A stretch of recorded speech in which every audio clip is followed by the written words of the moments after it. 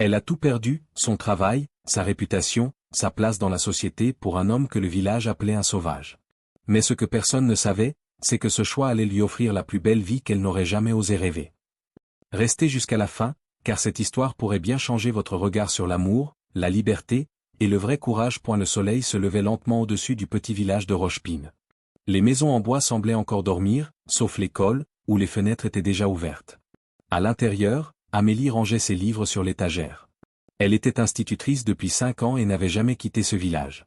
Sa vie était simple, rythmée par les leçons, les enfants, et ses rêves d'une vie différente. Amélie était respectée, mais souvent seule. Elle aimait son métier, mais parfois elle se demandait s'il existait quelque chose de plus grand au-delà des collines. Ce matin-là, tout allait changer.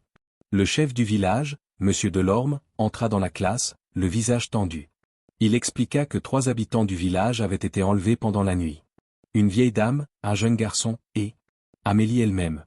Car pendant qu'elle parlait, des hommes masqués apparurent derrière lui. Elle n'eut pas le temps de crier. Quelques heures plus tard, le chef du village envoya chercher le seul homme capable de les retrouver. Tawa, un pisteur apache connu dans toute la région pour ses talents et son silence. Il vivait dans les collines, loin des autres. Les gens le craignaient un peu, mais respectaient son courage. Tawa arriva au village sur son cheval brun. Il avait de longs cheveux noirs attachés avec des lanières de cuir, et des tatouages anciens sur les bras. Il ne parlait pas beaucoup, mais ses yeux voyaient tout. Le chef s'approcha de lui. 3 personnes, prises cette nuit. L'une d'elles est mademoiselle Amélie, l'institutrice. Tawa ne dit rien. Il posa un genou au sol près du vieux puits et observa les traces. Il toucha la terre, sentit les pierres déplacées, et murmura enfin, « Ils sont partis vers le nord, dans les forêts. » Il se releva, calme et concentré. Il ne connaissait pas Amélie. Mais quelque chose dans ce silence du village, dans la peur des enfants, le poussa à agir sans attendre. « Je vais les retrouver, » dit-il simplement. Et sans perdre une minute, il monta sur son cheval et partit dans la direction indiquée par la terre. Ce qu'il ne savait pas encore, c'est que ce voyage ne serait pas comme les autres. Car cette fois, ce n'est pas une simple piste qu'il allait suivre, c'était le début de quelque chose de beaucoup plus profond. Tawa avançait lentement à travers les collines. Le vent soufflait entre les arbres, mais il écoutait le sol. Chaque pierre déplacée, chaque branche cassée lui parlait. Il n'avait besoin ni de carte ni de guide. La terre elle-même lui racontait ce qui s'était passé. Il descendit de cheval près d'un sentier étroit. Là, il vit des traces profondes de sabots. 3 chevaux. L'un d'eux portait un poids léger, probablement une femme. Plus loin, il trouva des morceaux de tissu bleu accrochés à des ronces. Il s'agenouilla pour les toucher. Le tissu était fin, comme une robe d'institutrice. Il se releva, les yeux plissés vers l'horizon. « Elle s'est débattue » murmura-t-il. Un peu plus loin, il découvrit des empreintes plus irrégulières. L'un des ravisseurs avait trébuché. Il y avait aussi des marques sur le sol, comme si quelqu'un avait été traîné de force puis s'était relevé. Tawa ferma les yeux un instant. Il imaginait cette femme, Amélie, se battre contre ses ravisseurs. Pas par colère, mais par courage. Il n'avait jamais vu cela chez les femmes qu'il connaissait du monde des colons. Beaucoup auraient crié ou supplié. Mais elle avait résisté. Cela éveilla quelque chose en lui. Pas de l'amour, pas encore. Mais un respect sincère. Cette femme n'était pas comme les autres. Il continua à avancer. Le chemin devenait plus difficile. Des rochers, des pentes abruptes, des racines glissantes. Mais Tawa avançait avec l'agilité d'un félin. Ses pieds nus touchaient la terre avec légèreté. Son souffle restait calme. En fin d'après-midi, il s'arrêta au bord d'une falaise. De là, il voyait une petite vallée. Un feu brûlait doucement au centre. 3 silhouettes autour. Et plus loin, attachée à un arbre, une femme aux cheveux détachés. Même à cette distance, il pouvait sentir sa présence. Il plissa les yeux. Elle semblait parler. Même ligotée, elle n'avait pas peur. Tawa sentit son cœur battre un peu plus fort. Ce n'était pas une mission ordinaire. Cette femme était différente. Le soleil commençait à descendre, peignant le ciel de teintes orange et roses. Tawa s'était approché discrètement du camp. Il se déplaçait comme une ombre entre les arbres, sans bruit, invisible aux yeux des hommes. Il s'accroupit derrière un rocher, à quelques mètres seulement du feu de camp. 3 hommes armés riaient et mangeaient autour des flammes. Ils semblaient fatigués, sur 2. L'un d'eux tenait un fusil, mais le posait souvent à côté de lui. Un autre dormait à demi contre un tronc. Le 3e jetait parfois un regard vers un arbre, là où une silhouette féminine était attachée. Tawa tourna lentement la tête. Et il la vit. Amélie. Ses vêtements étaient sales, déchirés par les ronces et la poussière du voyage forcé. Ses cheveux pendaient en mèches autour de son visage, mais ses yeux brillaient comme des flammes. Même attachée, elle se tenait droite, fière. Il n'y avait aucune peur dans son regard. Elle parlait. Vous pensez que vous pouvez faire ce que vous voulez? Vous n'êtes que des lâches. Des brutes sans cervelle. L'un des hommes grogna. Tais-toi, la maîtresse. Sinon, Sinon quoi? Répondit-elle, la voix forte. Tu vas me frapper? Voler une vieille dame et un enfant ne te suffisait pas? L'homme se leva, furieux, mais l'un de ses compagnons l'arrêta. Tawa, caché derrière le feuillage, ne bougeait pas. Son regard était fixé sur elle. Il avait vu des femmes crier, pleurer, supplier. Mais jamais comme cela. Jamais avec autant de courage, de dignité. Même dans la peur, Amélie se tenait debout dans son âme. Il sentit une chaleur étrange monter en lui. Ce n'était pas seulement de l'admiration. C'était plus profond. Comme un écho dans son propre cœur. Cette femme, si différente de lui, parlait avec un feu qu'il reconnaissait. Celui de ceux qui ne veulent jamais plier. Il posa la main sur son arc. Lentement, calmement. Ce combat n'était pas seulement une mission. C'était devenu personnel. Tawa savait quoi faire. La nuit était tombée sur la vallée. Le feu des bandits brillait faiblement au centre du camp, entouré de silence. Les 3 hommes dormaient, fatigués par la journée. Seule Amélie restait éveillée, attachée à l'arbre, les yeux levés vers le ciel étoilé. Son dos lui faisait mal, ses poignets étaient douloureux, mais son esprit restait libre. Elle ne savait pas que quelqu'un l'observait. Tawa attendit le moment parfait. Il connaissait les rythmes de la nuit, les bruits que font les branches, le souffle du vent, le silence entre 2 respirations. Puis il bougea, rapide comme un jaguar. Le premier homme ne vit rien.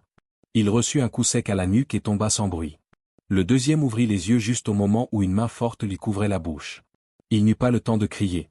Le troisième, plus loin, attrapa son fusil, mais Tawa était déjà sur lui. Un cri, un choc, puis plus rien. Le silence revint. Amélie avait vu des ombres bouger. Son cœur battait fort. Elle pensa que c'était un rêve. Mais ensuite, elle vit un homme s'approcher. Grand, les cheveux noirs, le visage calme et concentré.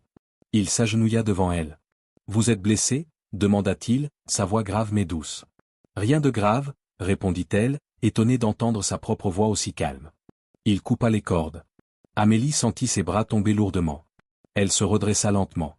Tawa l'aida à se lever. Elle chancela un peu, mais resta debout. Ils libérèrent ensuite la vieille dame et le jeune garçon. Tous tremblaient, mais personne ne parlait. Tawa guida le groupe à travers les bois. Il connaissait chaque arbre, chaque chemin caché. La lune brillait au-dessus d'eux comme une lanterne. Amélie marchait à côté de lui. Elle ne posait pas de questions. Elle observait cet homme qui avait risqué sa vie pour elle. Après quelques kilomètres, ils firent une pause. Assis près d'un ruisseau, ils burent un peu d'eau. Amélie regarda Tawa. « Pourquoi êtes-vous venu ?» Il la fixa un instant. « Parce que vous avez crié. Et je vous ai entendu. » Un silence doux les enveloppa. Pas gênant, mais profond. Ce soir-là, quelque chose de fragile naquit entre eux. Pas encore de l'amour. Mais une promesse silencieuse. Quelque chose d'invisible, mais déjà très fort. Le retour vers le village ne se fit pas en hâte. Tawa avait décidé de suivre un chemin plus long, mais plus sûr, à travers les collines tranquilles et les forêts silencieuses. Les otages étaient fatigués mais en sécurité. Le jeune garçon dormait souvent sur le cheval, et la vieille dame chantonnait parfois pour oublier sa peur. Mais Amélie, elle, restait près de Tawa.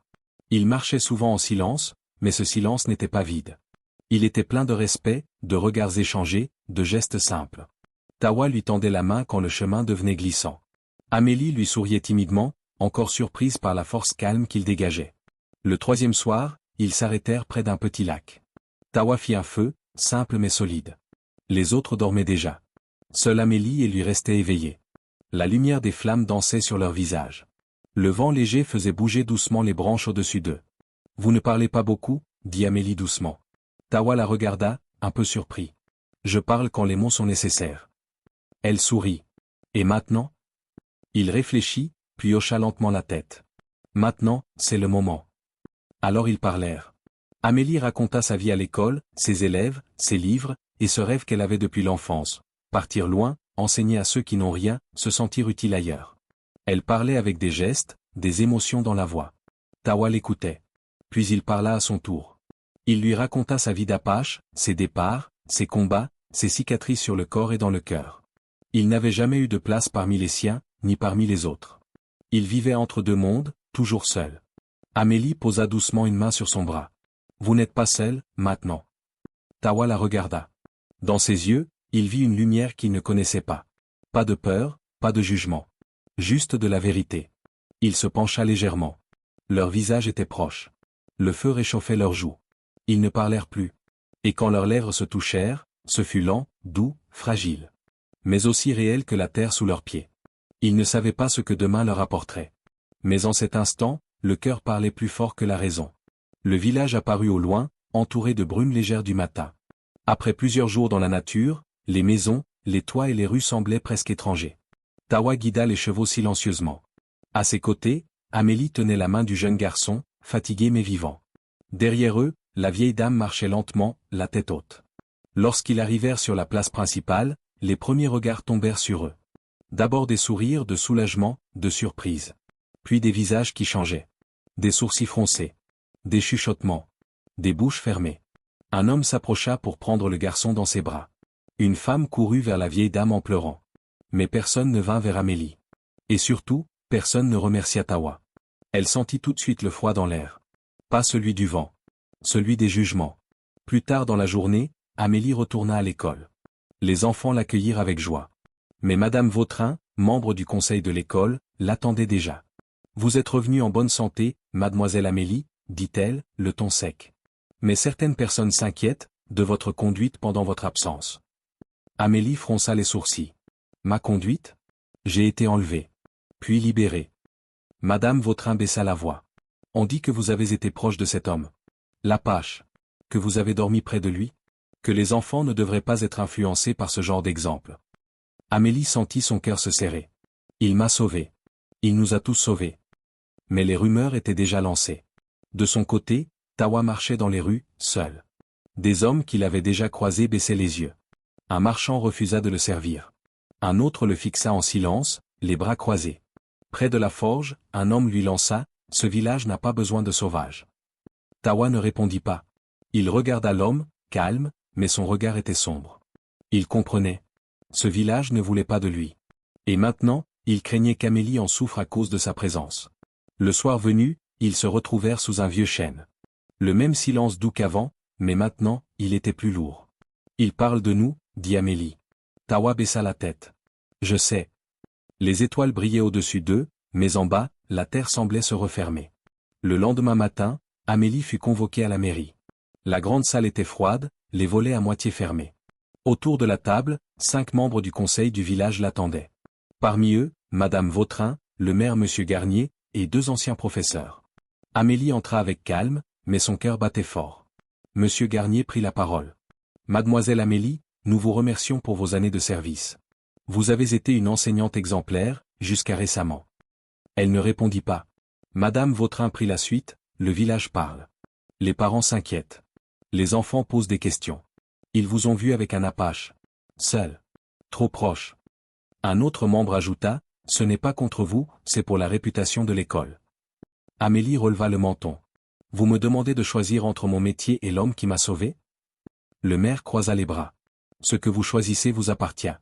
Mais si vous continuez cette relation, nous ne pourrons pas vous garder comme institutrice. » Un silence lourd remplit la pièce. Amélie sentit ses yeux se remplir de larmes. Pas de colère. De tristesse. L'école, c'était sa maison, sa vocation, sa joie. Mais dans son cœur, une voix plus forte que tout murmurait déjà la réponse. Elle se leva lentement. « J'ai consacré ma vie à enseigner. J'ai donné mon énergie, mes idées, mon cœur à cette école.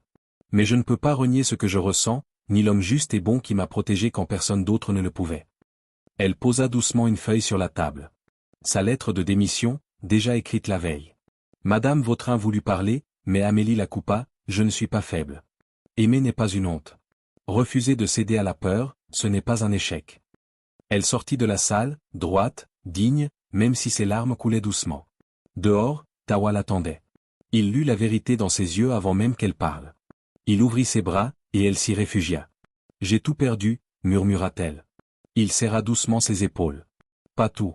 Tu m'as. » Elle ferma les yeux. Elle avait perdu sa place.